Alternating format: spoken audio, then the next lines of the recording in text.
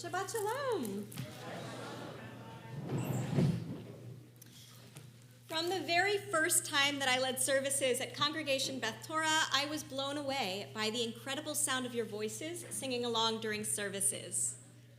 Today, too, I'm still blown away by the amount of people who sing along, the volume with which you sing, and the amount of people who are participating in service leadership today.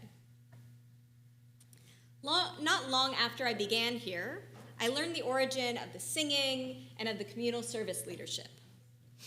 As Ron Gruen explained in Harriet Gross's 1993 Story of Beth Torah, when my first attempt to induce singing along was greeted with mumbling, I said, "I know you are embarrassed to tears at the thought of raising your voice in public prayer, but it's just us chickens here. No critical big shot is watching and passing judgment on how well you pronounce the Hebrew or how well you state with the tune. Now let's repeat the same prayer. God will tolerate the repetition. What can you lose but your self-respect?" Those who are involved in Beth Torah today, especially the ritual leadership, still use "just us chickens" as a rallying cry, reminding us of the participation that Ron Gruen encouraged for the members of Beth Torah, especially for its first decades. If you were at Get the Scoop the other day, that's what all of those chickens were for. In his eulogy of Ron Gruen, Rabbi Adam Raskin referred to the verse that Ron carved into our ark. Harov Adonai lechol korav, God is close to all who call God. Ron Gruen set out to construct a community where God would always be near, a place where everyone had access, where participation was not limited to professionals or a select few, but where everyone could learn the melodies, lead the service, share words of Torah, and join together in the excitement of synagogue life. 50 years after Ron Gruen convinced Congregation Beth Torah to start singing along, even 15 years after his death, every time we hit a big decision, his name and his values of welcoming participation and inclusion are still central to our conversation. Currently, I have 2 Ron Gruen folders in my Google Drive. One is filled with the articles that you have sent me about his life, his works, and his ideals.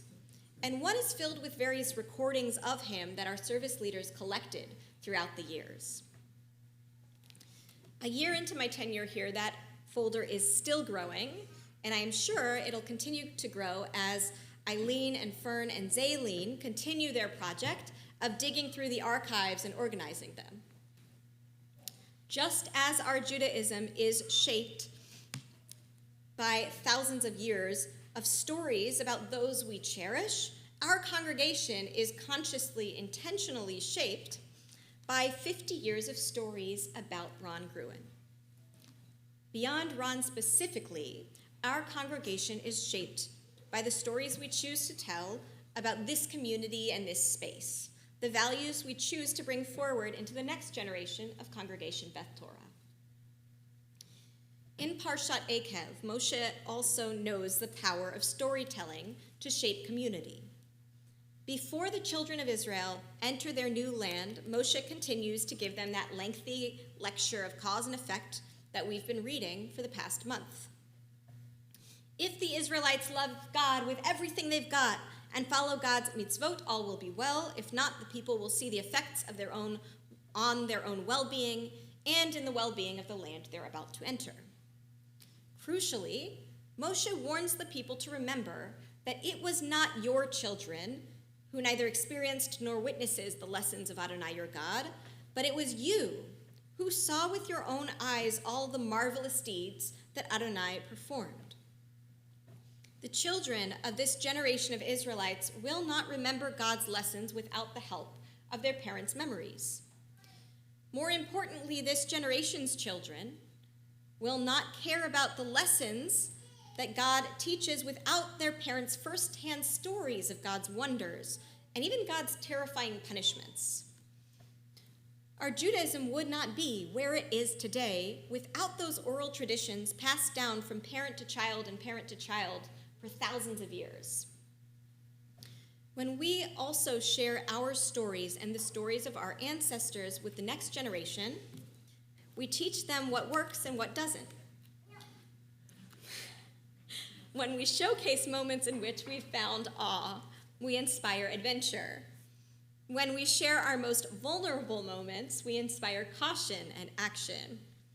Through stories that prompt laughter and tears, we teach our greatest values to those who have more time than we do to carry those values forward.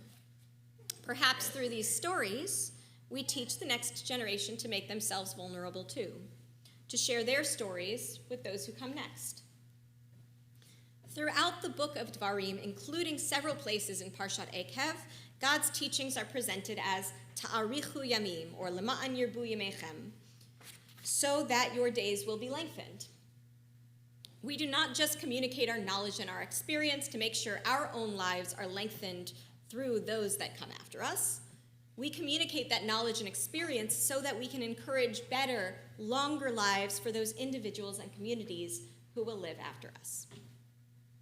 So now think about those who you love, who you hope will live long after you're gone. Perhaps students, children, grandchildren, nieces, nephews. What stories about your life and the lives of your ancestors must you tell them to keep them safe, to enrich their lives, to encourage their potential for good? Perhaps you have a story about something you've observed or experienced. Perhaps you have a story about something you did that makes you proud, or maybe even a story about a mistake or a big regret that you have.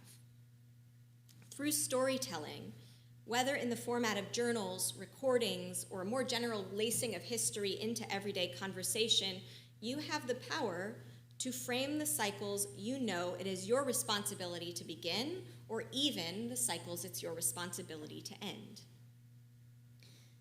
As Moshe gives his last speech to the people Israel in Parshat Eikev and throughout Dvarim, I am reminded of my pop-up's last few years.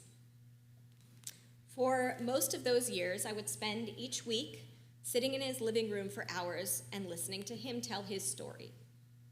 He spoke about his personal struggles as a Jew in the nascent field of computer engineering. He reminisced on his past relationships with family and friends, and he updated me on every up-to-the-minute detail one could possibly know about every living member of our very extended family. My pop-up spoke, too, about the importance he placed on education for his wife, his high school sweetheart, my bubby, and his 3 daughters and son, my mother, my aunts, and my uncle. On one of the last days I visited him, my pop-up believed himself to be a college student again, splitting his time between engineering school at Drexel and Jewish studies at Gratz College. For an hour, he detailed who he spent time with every day, what he was learning in his classes, and what he did to unwind when he wasn't doing classwork. Through his stories, he let me know about the values he wanted me to keep alive: Jewish continuity, access to education, and the necessity of keeping up with the people that we love, with the widest possible definition of family. For each and every one of us, we have stories we were told that shape who we are now. So too, each and every one of us have stories that can shape who our loved ones will be.